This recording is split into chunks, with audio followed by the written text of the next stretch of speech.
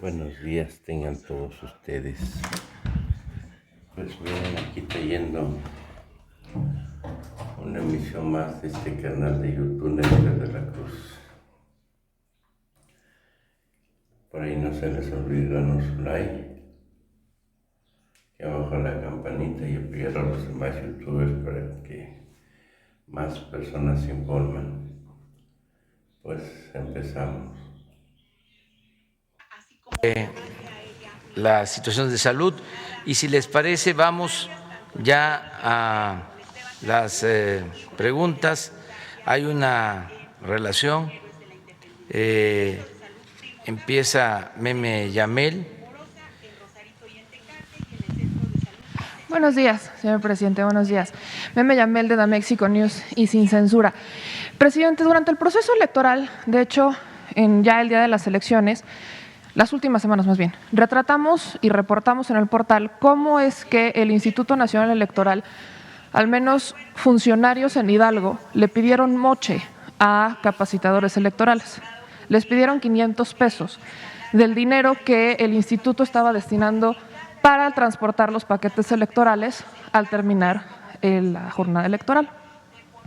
Esto lo reportamos, lo retratamos y en un inicio lo que decían los funcionarios del instituto es que era para medir la lealtad que tenían los capacitadores hacia el instituto. Y después les mencionaron que era para pagar una carpa, porque por la austeridad, por como el gobierno federal no les había podido entregar el dinero que habían solicitado, pues entonces no habían podido adquirir una carpa para el escrutinio. Eso se lo planteo, presidente, porque el consejero presidente Lorenzo Córdoba ha dicho que justo por la austeridad no van a poder garantizar todas las casillas para la consulta popular. Entonces, el argumento es ese: las personas, los funcionarios estaban molestos, los capacitadores estaban molestos porque pues le estaban quitando dinero, los obligaron a firmar tal cual el dinero que recibieron completo, como si no les hubieran quitado absolutamente nada, y todo el argumento fue ese, por la austeridad republicana. Entonces, le pregunto, presidente, para la consulta popular de este 1 de agosto, si el gobierno federal va a darle ese dinero al instituto para que garantice las casillas, se requieren 37 millones de votos para que sea vinculante, o qué va a hacer el gobierno federal para apoyar con la difusión o apoyar con las cosas que el instituto no va a hacer por la austeridad republicana. Bueno, ya es deporte nacional echarle la culpa a la austeridad. Qué bien que ya es un tema en la discusión, en el debate, aún utilizado para justificar de manera indebida ciertas actitudes. Pero sí necesitamos que haya austeridad, porque era mucho el derroche que existía. Era un gobierno rico con pueblo pobre. Los lujos en el gobierno de México eran de los más extravagantes del mundo, sueldos elevadísimos. Ya hablamos ayer del avión presidencial, que no se puede vender porque es demasiado lujoso. Toda la parafernalia del poder, el Estado Mayor Presidencial, 8,000 elementos para cuidar al presidente. Todas esas extravagancias pues terminaron y por eso se confunde y se piensa que es un gobierno que no invierte. Estamos invirtiendo más que nunca, nada más que en beneficio de la gente pobre, de los que más lo necesitan. Antes lo explicaba yo hace unos días, el gran negocio era el robo de los bienes nacionales por particulares, la transferencia, el traslado de bienes nacionales a particulares, nacionales o extranjeros. Eso es la privatización. Busquen el diccionario y privatizar es convertir lo público en privado. Durante todo el periodo neoliberal, eso fue lo esencial. A eso se dedicaron. Y el presupuesto ni siquiera se destinaba al pueblo, ni siquiera una parte de ese presupuesto. Repito, el gran negocio era el saqueo, el pasar los bienes de todos los mexicanos a particulares. Pero podían haber destinado algo del presupuesto público al pueblo. No, también el presupuesto estaba utilizado para facilitar el saqueo. Entonces el presupuesto se utilizaba para pagar sueldos elevadísimos, para colmar de atenciones, de privilegios a la alta burocracia, una burocracia dorada, para sobornar a legisladores, para maiciar a medios de comunicación, con honrosas excepciones, con el propósito de respaldar la política de saqueo. Entonces, no le quedaba nada al pueblo. El gobierno estaba ensimismado. Entonces ahora todo el presupuesto, aún pagando servicio de deuda y la nómina, todo lo que se recauda y se puede liberar, se destina al pueblo. Entonces, como ya no hay esa mecánica de gobierno que había antes, pues por eso es el desconcierto. Y le echan la culpa a la austeridad, porque ya hemos hablado también de cómo, para simular de que se atendía al pueblo, creaban instituciones para todo, que para la protección al medio ambiente, que para la protección a personas con discapacidad, que para la protección de adultos mayores, pero puro aparato.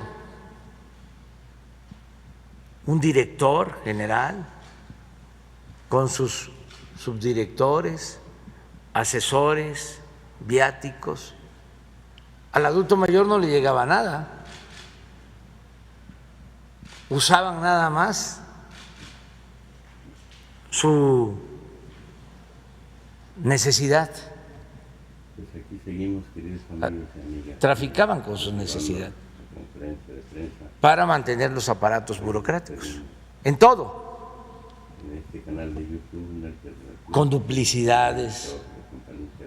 Hay 5 imprentas en el gobierno, 5. ¿Qué no puede haber una? Pues la va a haber, porque todavía va a seguir la reforma administrativa para ahorrar y liberar fondos al desarrollo. Entonces, lo de la austeridad lo han utilizado con ese propósito. Desde luego ya no hay viajes al extranjero, ya no hay lujos en el gobierno. Y para la difusión de la consulta, pues el INE tiene que utilizar sus recursos, que son muchos. Es un presupuesto de más de 10,000 millones de pesos. Es de 20,000, pero la mitad se le da a los partidos, que también eso hay que corregirlo. Pero para el aparato son como 10,000 millones. Es el organismo electoral más costoso del mundo. Entonces, ¿cómo no van a ahorrar? Claro, si los consejeros del INE ganan más que el presidente, pues no hay dinero para lo fundamental. Si gastan muchísimo en viáticos, buenos restaurantes,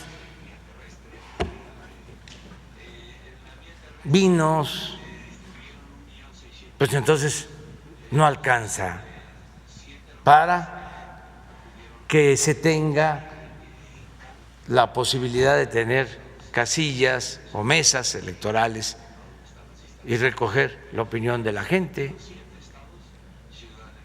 ¿Cómo difundir? Pues lo mismo, tienen tiempo en todos los medios de información, hay tiempos oficiales.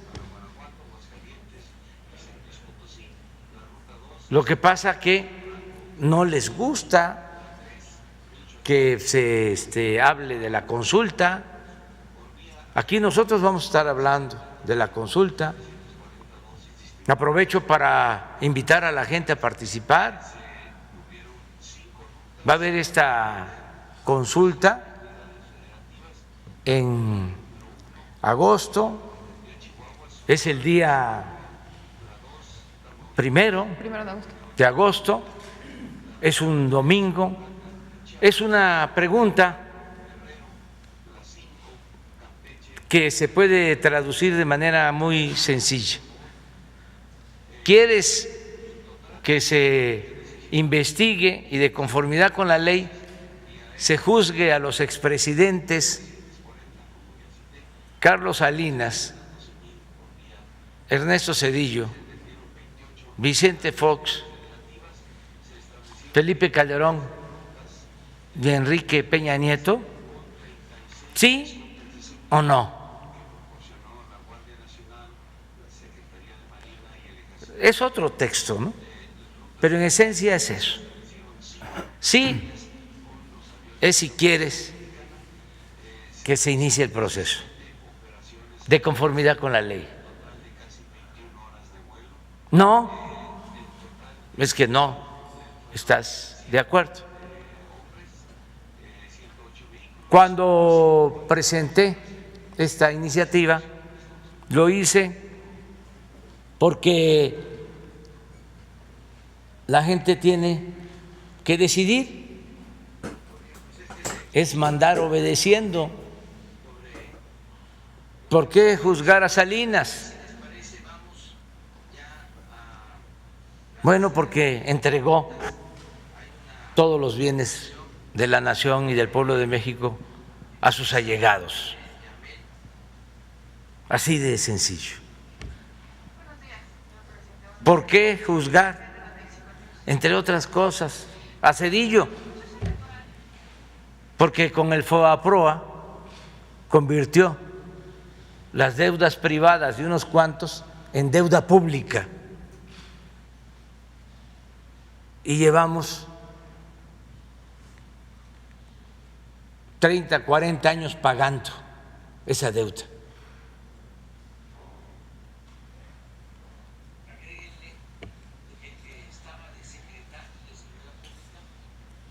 ¿Por qué juzgar a Vicente Fox? Porque engañó al pueblo, porque con el esfuerzo de muchos llegó a la presidencia y se convirtió en un traidor a la democracia. Él ha confesado de que cargó los dados en la elección del 2006 para imponer a Felipe Calderón.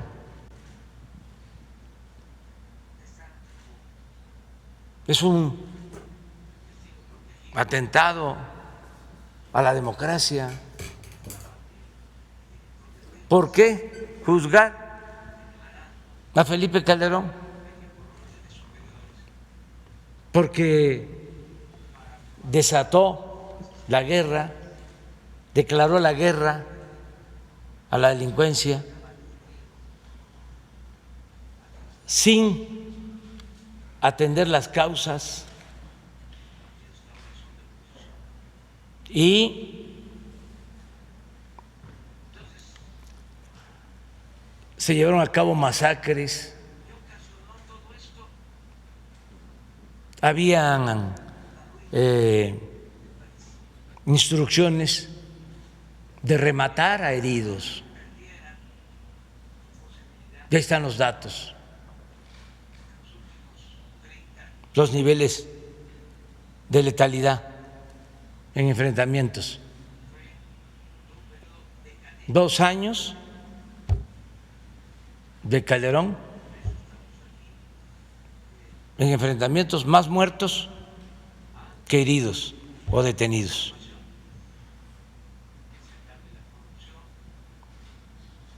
Agréguenle de que el que estaba de secretario de Seguridad Pública está en la cárcel en Estados Unidos. Y sobre todo el daño que se causó. Se convirtió al país en un cementerio.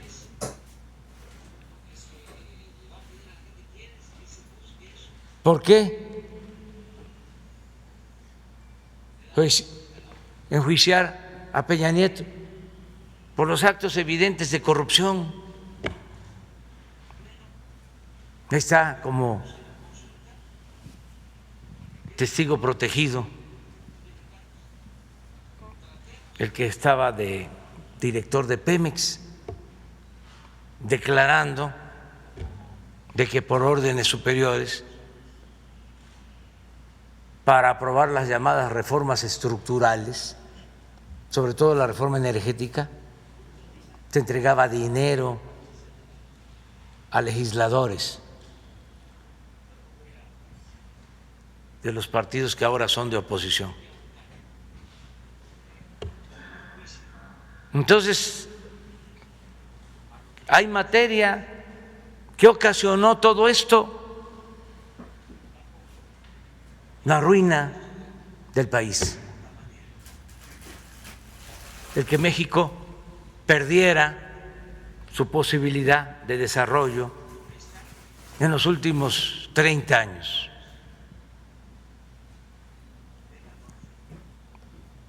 Fue todo un periodo decadente.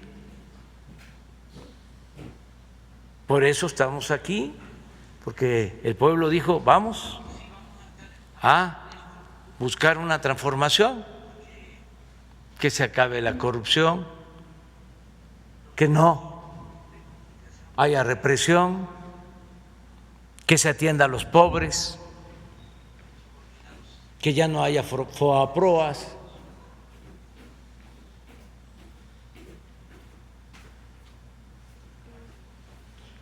Entonces, eso es lo que se le va a pedir a la gente. ¿Quieres que se juzgue eso? ¿O le damos la vuelta a la hoja y vemos hacia adelante? Bueno, yo propuse la consulta porque quiero que todos los mexicanos tratemos el tema.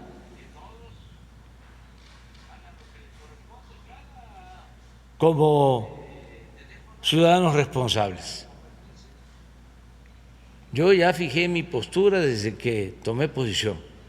Dije, punto final, vamos hacia adelante. Yo no voy a participar en la consulta ni voy a votar porque se enjuicie a los presidentes. Pero tampoco quiero pasar a la historia como tapadera, como alcahuete. Ahí está, que todos den a conocer su punto de vista, libremente, que cada quien decida.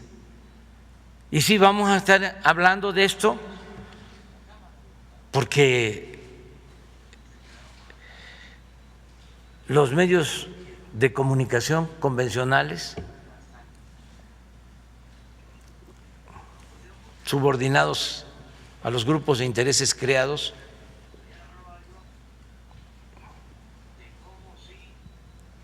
al bloque conservador, no dicen nada de esto. Se quedaron acostumbrados a obedecer y callar, como era antes. Entonces, ¿dónde vamos a estarle informando al pueblo sobre la consulta? Aquí. Y que todos hagan lo que le corresponde. Cada teléfono tiene posibilidad de convertirse en un medio de información,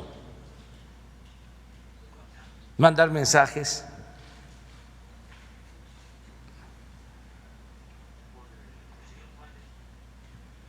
las redes sociales. Y aunque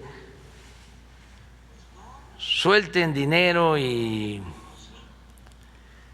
compren bots, ya la gente no les hace caso. Tiene algún efecto, pero no es decisivo. Miren lo que pasó en la elección anterior.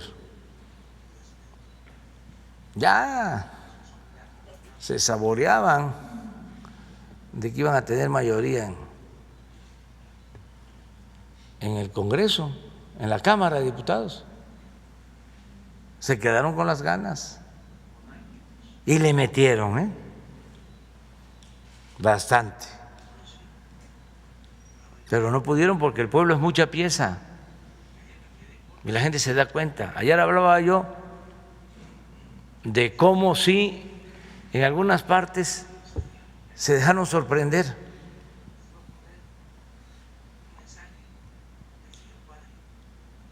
por falta de información, sobre todo aquí en la ciudad, que fue tanto el bombardeo fascistoide en el manejo de la información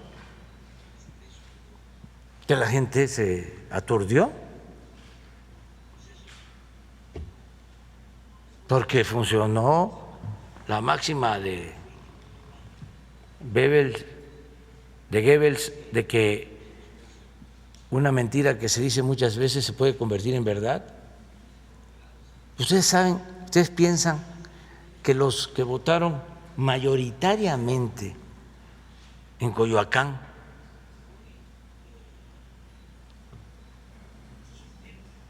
por el señor Cuadri, ¿saben quién es el señor Cuadri? ¿Cómo piensa el señor Cuadri? Pues no, algunos sí, porque como el señor Cuadri seguramente debe ser doctor o académico de altos vuelos y se admira, se profesa cierto respeto por los grados académicos que son ya como grados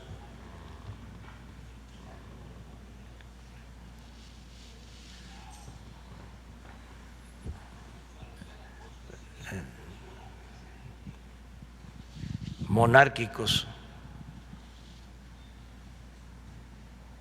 Algunos sí, pero la mayoría no. Les voy a poner, porque ayer me quedé corto. Eso saliendo de aquí me aclararon. Les voy a poner un mensaje del señor Cuadri. Repito, los que consideran que tener maestría, doctorados es como tener títulos de nobleza, que los hay, y que se creen superiores, pues esos es muy seguro que sepan quién es el señor Cuadri y que opinen igual, porque ya también lo expresé. Pueden tener grados académicos del más alto nivel y ser muy susceptible a la manipulación. Por eso estamos hablando de una clase media solidaria, fraterna, no ladina y, repito, no aspiracionista.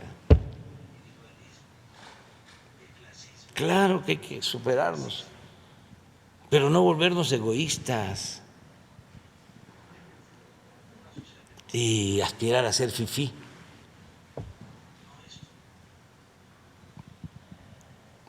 Toda esa vida vacía, de lujo barato, de apostar todo a lo material, a triunfar a toda costa, sin escrúpulos morales de ninguna índole.